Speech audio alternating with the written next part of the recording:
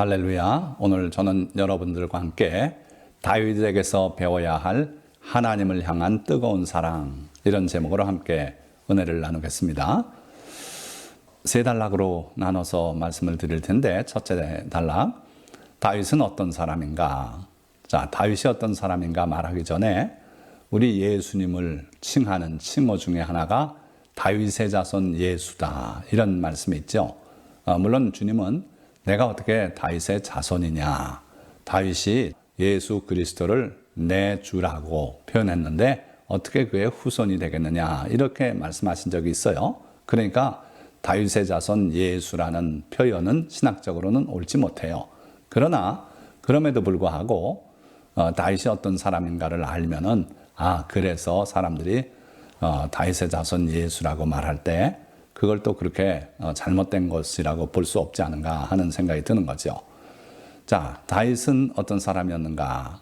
사도행전 13장 22절과 열왕기상 15장 5절에 나와 있는데, 내가 이새의 아들 다윗을 만나니 내 마음에 맞는 사람이라 내 뜻을 다 이루리라 하시더니, 그러니까 하나님께서 사울을 임금으로 세우셨다가 사울의 그 하는 행동에 너무 실망하셨어요. 그래서 결국은 다윗을 패하고 새 왕을 세우겠다고 말씀하셨는데, 이번에는 내 마음에 맞는 사람을 찾아서 세우겠다 그랬는데, 그 하나님의 뜻에 딱 맞은 사람이 다윗이라는 거예요. 그래서 이새의 아들 다윗을 만나니 내 마음에 맞는 사람이다. 마음에만 맞는 게 아니라 그를 통해서 내 뜻을 다 이루리라, 하나님의 뜻에 순종할 사람이라는 걸 또 암시하고 있어요. 그래서 다윗은 하나님의 마음에 딱 맞는 사람이고, 또 하나님께 순종하여서 하나님의 뜻을 다 이루는 그런 사람이다 하는 거죠. 또 열왕기상에는 이는 다윗이 햇사람 우리아의 일 외에는 평생에 여호와 보시기에 정직하게 행하고 자기에게 명령하신 모든 일을 어기지 아니하였음이니라. 무슨 얘기냐면, 아비암이라고 하는 왕이 들어섰어요. 그런데 정말 하나님 보시기에 탐탁지 않았던 왕입니다. 그럼에도 불구하고 하나님께서 그 아비암이 왕이 되게 하셨고, 그리고 그가 통치하는 예루살렘을 굳게 세워주셨다고 말씀했어요. 그러면서 왜 그렇게 하셨는가? 그 사람, 아비암 한 사람을 볼 때는 하나님께서 그를 꺾어버리고 새로운 왕조를 드릴 수도 있는 그런 처지인데, 다윗을 봐서 그렇게 하셨다는 거예요. 하나님께서는 다윗에게 약속하셨어요. 그의 생애가 너무 하나님을 기쁘시게 했기 때문에 내 후손이 대대로 내 왕좌에 앉아서 통치할 것이라 약속하셨고, 그래서 바로 아비암이 그렇게 옳지 못해도 꺾지 않으셨다는 거예요. 다윗이 어떻게 살았길래요? 평생에 죄 짓지 않는 사람이 없어요. 온전히 100% 온전한 사람은 아무도 없다 그랬습니다. 그래서 다윗도 한 번의 실수가 있었는데, 그건 우리가 잘 아는 사건이죠. 밧세바와 간음하고 그걸 숨기려고 그 남편 우리아를 전장터 맨 앞에 보내서 그를 맞아 죽게 하지 않았습니까? 그 죄 때문에 다윗은 엄청난 대가를 치러요. 자기 자식끼리 암살 사건이 일어나지요. 그리고 그 자식 압살롬이 반역을 일으켜서 도망가지요. 그랬다가 그 압살롬이 죽고 그러고선 다시 돌아오지요. 이 엄청난 일을 겪은 그 사건이에요. 그러나 어쨌든 그 인생에 다윗의 생에 흠으로 남아있는 사건이고, 그거 제외하고는 흠 잡을 데가 없더라는 거예요. 여호와 보시기에 항상 정직했다. 사람 앞엔 정직해 보여도 하나님 보실 때는 흠투성인 사람이 많이 있습니다. 그런데 다윗은 사람의 눈은 말할 것도 없고 하나님 보시기에 정직하게 살았다 그랬어요. 그리고 또 자기에게 명하신 그 모든 명령들을 어기지 아니하였다 그랬어요. 이런 사람이 어디 또 있습니까? 찾아보기 힘들어요. 없어요. 그래서 하나님은 다윗에 대해서 아주 후한 평가를 하고 계시다. 그래서 우리가 다윗에게서 배울 점들이 많다는 거예요. 자, 다윗이 하나님을 그토록 기쁘게 했던 그 속 성품들을 우리가 조금 더 살펴보면, 첫째는 하나님을 뜨겁게 사랑하고 기뻐했다는 거죠. 그래서 하나님 앞에 힘을 다해서 춤추었던 다윗이에요. 하나님이 기뻐하신다면 하나님 앞에서 춤추는 걸 부끄러워 안 했던 다윗이다 하는 거예요. 두 번째는 죄를 범하였으나 더 이상 숨기지 않은 정직함이 그에게 있었어요. 아까 말씀드린 우리아를 전쟁에 내보내서 죽게 하지 않았습니까? 그리고 그 아내를 빼앗았고 그랬는데 그 사건은 정말 수치스럽고 숨기고 싶은 사건 아닙니까? 그런데 다윗의 37명의 용사의 이름을 기록하고 그들이 했던 일을 쭉 기록하는 그 장면에서 다윗은 우리아의 이름을 빼지 않았어요. 놀라운 일이에요. 어지간하면 우리아는 빼라 이렇게 할 수 있는데 자기의 죄를 더 이상 숨기지 않고 그렇게 살았던 정직한 사람이다. 또 우정과 은혜 갚음을 소중히 여겼던 다윗인 걸 우리가 알 수 있어요. 다윗과 요나단은 뗄 수 없는 그런 절친한 사이였어요. 그런데 유감스럽게도 요나단은 사울의 아들이었고 다윗은 사울을 피해서 도망가야 했던 그러한 민족 영웅 아닙니까? 그런데 나중에 다윗과 요나단이 또 만나요. 아버지 몰래 만나서 마지막 맹세를 합니다. 요나단이 다윗 보고 네가 반드시 이 나라의 왕이 될 줄 내가 안다. 그런데 왕이 되더라도 나와 내 집안을 멸하지 않기로 맹세하라. 그래서 다윗과 요나단 사이에 맹세가 있었어요. 그러고 나중에 하나님의 뜻대로 하는 게 아니라 다윗이 왕이 되지 않습니까? 사울과 그 집안은 다 망하고 말았어요. 자, 어느 날 다윗이 왕이 돼서 왕좌에 앉아서 곰곰이 생각해 보니 내가 요나단에 대해서 갚은 게 없지 않은가. 그래가지고 신하들에게 혹시 사울의 집안에 또는 요나단의 집안에 살아남은 자가 있는가 찾아봐라. 그랬더니 한 사람이 있습니다. 그가 요나단의 아들인데 사울이 다 죽고 요나단이 죽고 하는 날 그 패전의 소식을 듣고 도망하다 그 유모가 가난하게를 떨어뜨려서 두 다리가 절개된 아들입니다. 그때 다윗이 불러와라. 그래가지고 무비보셋을 불러서 그 왕자 앞에 엎드린 무비보셋을 보고 감탄사를 써서 부릅니다. 무비보셋이요. 그러고 그 무비보셋을 왕궁에 자기와 함께 늘 식사하는 그러한 사람으로 세웠어요. 자, 그러니까 다윗은요 요나단과의 우정, 그 우정을 소중히 여겼던 그런 사람이다. 자, 뿐만 아니라 부하들의 생명도 소중히 여길 줄 아는 그런 다윗이었어요. 그래서 부하들이 그를 믿고 따를 수 있었던 거지요. 어느 날 내 고향 베들레헴 그 성문 옆에 우물, 그 물이 얼마나 맛있고 시원하고 내가 이제는 가지 못하는구나 하면서 탄식을 했어요. 왜 그랬냐면 그때 다윗이 도망자가 돼서 아둘람굴에 숨어 살기도 했거니와 또 블레셋이 베들레헴을 점령했어요. 그래서 거기에 군사가 진을 치고 있고 그래서 갈 수 없는 곳이 되고 말았어요. 지금으로 말하면 실향민들, 북한의 고향을 그리워하는 그런 상태였어요. 그런데 그 다윗의 탄식을 들은 부하들이 그리 쳐들어가서 그 군사들을 돌파하고 우물물을 길어왔어요. 그래가지고 다윗에게 드리니까 다윗이 그걸 내려다보더니 이 물이 사람의 피와 같지 않은가. 나를 위해서 이 물을 목숨을 아끼지 않고 갔다 온 이 사람들의 피와 같은데 내가 어찌 이것을 마시겠는가 하면서 여호와 하나님 앞에 쏟아 부었다 그랬어요. 이 정도로 다윗은 자기 부하도 소중하게 여기는 그러한 위인이다 하는 거죠. 자, 이외에도 많은 다윗의 아름다운 성품이 있지만 우리가 시간상 다 얘기할 수 없고 오늘은 그 중에서 하나님을 뜨겁게 사랑하고 기뻐했던 사람 다윗의 모습을 깊이 살펴보고 우리도 그 다윗의 사랑을 배우고자 하는 겁니다. 자, 두 번째 단락. 여호와 하나님을 사랑한 다윗이에요. 하나님께서는 우리에게 하나님을 사랑하라는 계명을 주셨지요. 그게 모든 율법 중에 가장 큰 계명이라고 예수님도 말씀했습니다. 그럼에도 불구하고 우리가 진정으로 하나님을 하나님께서 명하신 그만큼 사랑하는지는 그건 의문이에요. 그런 사람을 찾아보기가 쉽지 않습니다. 그러나 여러분들이 다윗의 시편을 펼쳐서 읽다 보면 저절로 감동이 오는 걸 느낄 수 있어요. 왜 그러냐면 주님을 향한 뜨거운 사랑이 거기에 기록되어 있기 때문이에요. 특별히 시편 18편 1절을 보면 나의 힘이신 여호와여 내가 주를 사랑하나이다. 얼마나 단순한 말 아닙니까? 누구나 이런 말 할 수 있지 않겠습니까? 그런데 다윗이 이렇게 간단하게 나의 힘이신 여호와여 내가 주를 사랑하나이다 할 때 그게 정말 감동적으로 다가오는 걸 저는 느꼈어요. 왜 그러냐면 다윗의 생애가 실제로 하나님을 사랑하고 하나님을 의지하고 하나님이 주시는 힘으로 그가 살았기 때문에 그래요. 그래서 오늘 우리가 여호와 하나님을 사랑하는 하나님의 계명을 가장 근사하게 실천한 사람이 다윗 아닌가 하는 거예요.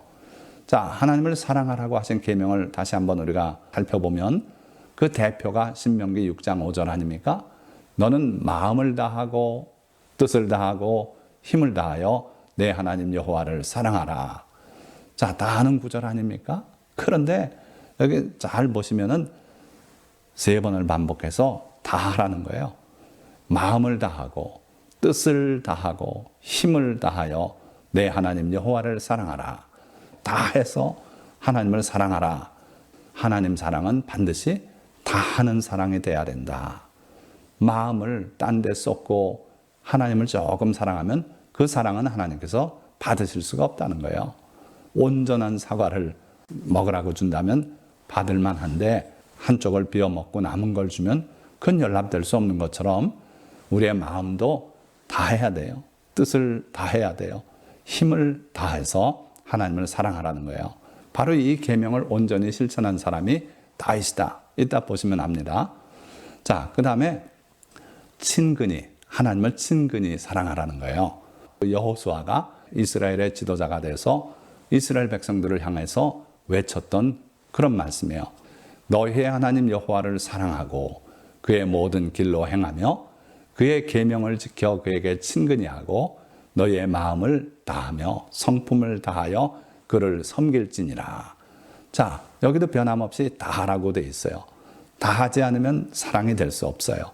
그래서 다하라고 했는데 다시 보니까 너희의 하나님 여호와를 사랑하고 그의 모든 길로 행하며 하나님 사랑한다고 하는데 하나님이 정하신 가라는 길로 가지 않고 이혼하지 말라 했는데 이혼하고 간음하지 말라 했는데 간음하고 이렇게 살면 하나님 사랑이 아니라는 거예요. 그리고 그의 계명을 지켜라. 그에게 친근히 하고 너희 마음을 다하고 성품을 다하여 그를 섬길지니라.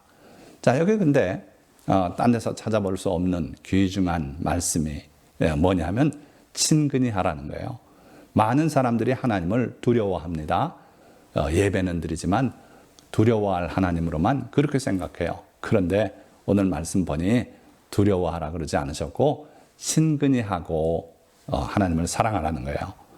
그런데 우리가 하나님을 친근히 할 수 있는 비법이 여기 있어요. 그냥 친근히 하면 잘못하면 벼락이 떨어질 수도 있어요. 그런데 그의 계명을 지켜 그에게 친근히 하라는 거예요. 이게 비법이에요. 하나님의 계명대로 여러분들이 살고 그 하나님의 뜻대로 살아간다면 하나님을 두려워할 필요가 없고 따라서 하나님을 친근히 할 수 있다는 거예요. 자, 여기 사진 제가 여러 번 보여드린 것 같은데 제 목사 안수 받던 날의 그 장면이에요. 근데 제 뒤에 누가 하나 있지요. 제 외손녀예요. 이 녀석이 저를 얼마나 친근히 하는지 무서워하는 게 없어요. 그래서 저 기념사진 찍는데 뒤에 들어와서 제 목사 가운을 들치고 그리 들어갔다 이 옆으로 나오는 장면이에요.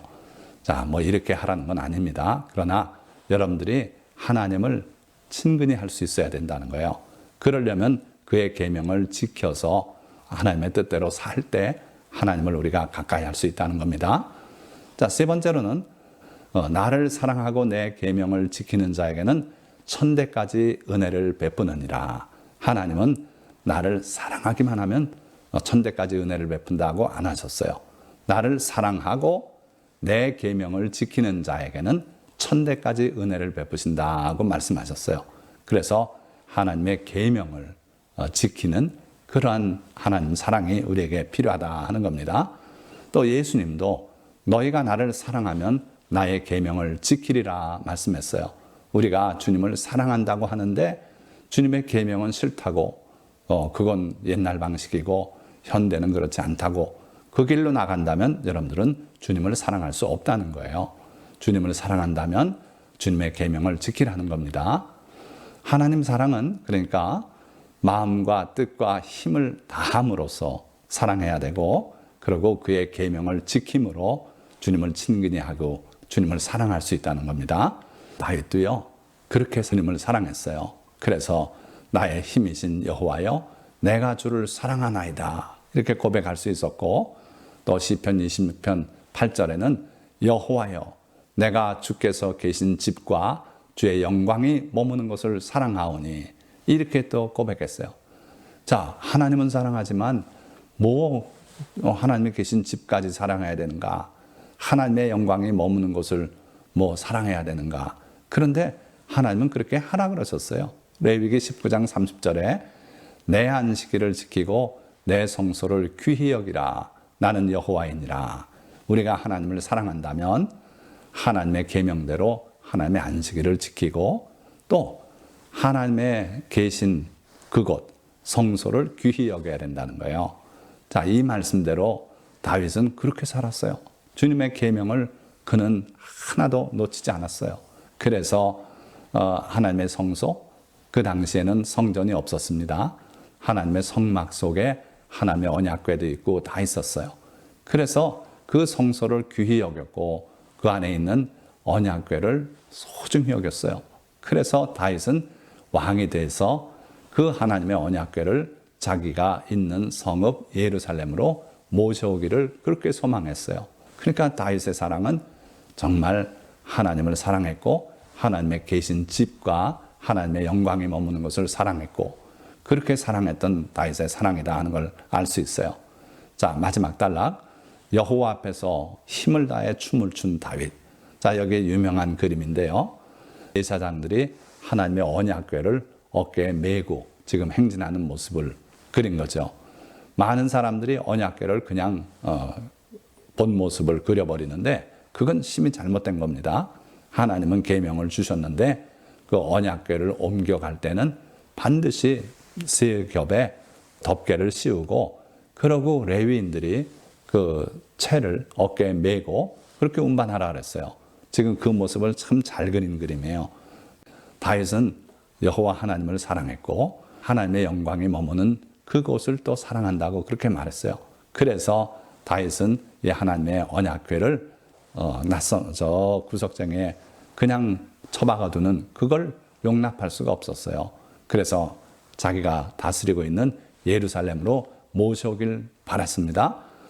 자, 그래서 이 장면이 바로 그 하나님의 언약궤를 모셔오는 장면인데, 사무엘하 6장 13절에서 15절 말씀을 보면 여호와의 궤를 맨 사람들이 6걸음을 가매 다윗이 소와 살진 송아지로 제사를 드리고, 다윗이 여호와 앞에서 힘을 다하여 춤을 추는데 그때 다윗이 배에 에봇을 입었더라. 그런데 얼마 전에 다윗이 이 언약궤를 모셔올 때 크게 실수한 적이 있어요.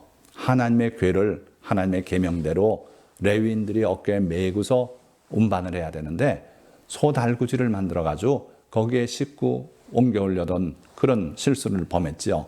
그때 소들이 놀라서 들뛰니까 하나님의 언약궤가 그 소 달구지 위에서 굴러 떨어질 위기가 벌어진 거예요. 그때 그 운반 행사를 총책임 맡았던 우사가 나서서 하나님의 언약궤를 떨어지지 않게 막았어요. 그때 하나님께서 그를 치셔서 그 자리에서 죽어버렸습니다. 그래가지고 하나님의 언약궤를 운반하려던 그 행사는 다 그 자리에서 취소가 되고, 그러고 하나님의 언약궤는 급하게 근처에 오벳 에돔이라고 하는 사람의 집으로 옮겨간 적이 있어요. 자, 그러고서 다윗은 큰 충격을 받고 돌아왔습니다. 온 국민을 동원한 그 놀라운 행사였는데 이 사람이 죽고 그리고 언약궤를 모셔오지 못하게 된 그런 사건 때문에 충격을 받았던 거예요. 그래서 다윗은 늘 생각하기를, 하나님이 나와 함께 있길 원하지 않으시는가? 나를 거절하시는가? 왜 이 일이 이렇게 불상사로 끝나고 마는가? 그렇게 고민하고 있었어요. 그런데 6달이 지나고요, 소식이 들려왔는데 그 오벳에돔이 큰 복을 받았다는 거예요. 무슨 내용인지는 모르겠으나 짧은 기간에 큰 하나님의 복이 그 집에 임했다는 거죠. 그제서야 다윗은 하나님의 뜻대로 하지 않아서 이런 불상사가 일어났고 하나님의 계명을 어겨서 그랬구나. 그걸 깨닫고는 그 다음에 레위인들이 그걸 메고 올라오도록 하고, 그리고 너무 조심스럽지 않습니까? 지난번에 있었던 그 불상사를 두려워서 혹시라도 또 무슨 일이 일어날까 봐 노심초사하는 가운데 옮겨오게 됐는데, 그 하나님의 언약궤를 맨 사람들이 6걸음을 가니까 다윗이 그제서 안심을 했어요. 그래서 거기서 감사해서 하나님께 제사를 드리고, 그러고 그때부터 다윗이 여호와 앞에서 힘을 다하여 춤을 췄다 그랬어요. 자, 이게 말이 됩니까? 왕인데, 왕이 많은 평민들 앞에서 또 계집종들이 보는 가운데서 춤을 춰요. 춤을 추는데 배에 에봇을 입었더라 그랬어요. 제사장들이 입는 복장을 입고 그러고 춤을 추는 거예요. 자, 이때 다윗의 머릿속에 주마등처럼 스쳐가는 그동안의 일들이 있지 않았겠습니까? 그 사자도 때려잡고 곰도 때려잡았던 일들이 주마등처럼 스쳐 지나가고요. 또 전장터에서 골리앗을 쳐다놨던, 그러고 민족 영웅이 되었던 그날의 일들이 스쳐 지나가고, 그러나 사울의 사위까지 되었다가 도망자 생활을 해야 했던 아둘람 굴 기억이 있겠고, 그리고 나중에 블레셋에 투항을 해서 거기서 장군 역할을 하면서 시글락이라고 하는 성읍을 제공받아서 거기서 살게 됐죠. 그런데 어느 날 출정을 하고 돌아와 보니까 멀리서 보는데 시글락이 다 불타서 연기가 하늘을 찌르면서 올라가고 있고, 와 보니까 남은 사람 없고 아내와 자식들이 다 잡혀가고, 그래서 다윗의 그 군사들이 너무 충격을 받고 다윗을 돌로 치려고 하는 그 순간까지 겪었어요. 그때 다윗이 하나님께 간구하고 하나님의 응답을 받아서 쫓아가서 결국은 다 회복하지 않습니까? 그런 일들 순간적으로 다 스쳐 지나갔을 거예요. 그리고 지난번에 하나님의 언약궤를 옮겨다 죽음을 맞이했던 우사의 그 죽음, 이런 일, 그리고 하나님에 대한 오해, 이런 일들이 다 스쳐 지나가고 그게 아니었다는 걸 깨닫고 다윗은 하나님 앞에서 힘을 다해서 춤을 추었어요. 자, 그래서 다윗과 온 이스라엘 족속이 즐거이 환호하며 나팔을 불고 여호와의 궤를 메어오니라. 그 하나님의 궤를 옮겨오는 행사가 이제 종착역에 도달했어요. 그래가지고 결국 다윗성으로 들어오는데, 사울의 딸 미갈이 창으로 내다보다가 다윗 왕이 여호와 앞에서 뛰놀며 춤추는 것을 보고 심중에 그를 업신여기니라. 미갈뿐 아니라 많은 사람들이 그런 생각을 했을 겁니다. 왕인데 하나의 춤꾼처럼 그 앞에 뛰놀고 춤추고 땀을 흘리고 또 입은 옷이 얇은 베옷이고 움직일 때마다 몸이 노출되고 하는 그런 베옷이라고 보는데, 그런 모습 보고 누군들 업신여기지 않겠습니까? 그런데 다윗은 전혀 개의치 않고 그 하나님 앞에서 힘을 다해서 춤을 췄다 그랬어요. 우리는 왜 그렇게 못 삽니까? 하나님을 사랑한다고 하면서도 부끄러움 때문에 나서지 않을 때가 참 많아요. 하나님께 감사해서 자기가 지금까지 살아왔던 그 날들이 하나님의 은혜요. 그리고 이 하나님께서 나와 같이 예루살렘 성으로 들어오신다는 걸 생각하면서 그렇게 감격해서 춤을 췄던 그 다윗의 모습 아닙니까? 자, 그런데 미갈은 그 모습을 보고 어떻게 그렇게 비천하게 그럴 수 있느냐고 핀잔을 주고 있었어요. 그때 다윗이 이런 말을 해요. 내가 이보다 더 낮아져서 스스로 천하게 보일지라도 내가 말한 바 계집종에게는 내가 높임을 받으리라 한지라. 다윗은 갈수록 높아졌어요. 하나님께서 주변 모든 나라들을 다 이기게 하시고, 그리고 이스라엘 왕국이 정말 그 중동 지역의 최고의 맹주로 올라설 수 있게 그렇게 복 내려 주셨던 거예요.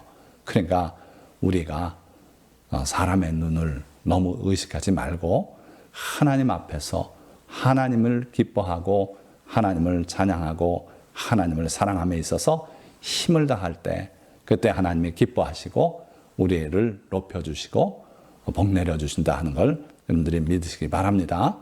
자, 말씀을 맺겠습니다. 하나님은 자기 백성들이 하나님을 사랑하되 마음을 다하고 뜻을 다하고 힘을 다하여 사랑하기를 원하십니다.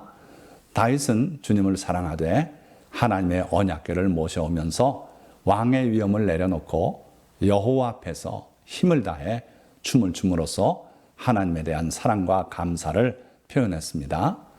그의 마음에는 주님에 대한 사랑 외에 체면이나 부끄러움, 자존심 등 다른 것이 들어와 차지할 자리가 없었기 때문에 그렇게 할 수 있었습니다. 우리도 다윗을 본받아 주를 사랑하되 다윗처럼 주 앞에서 힘을 다해 나의 모든 것을 다해 춤출 수 있는 성도가 되시기를 주님의 이름으로 축원드립니다. 기도하겠습니다. 아멘.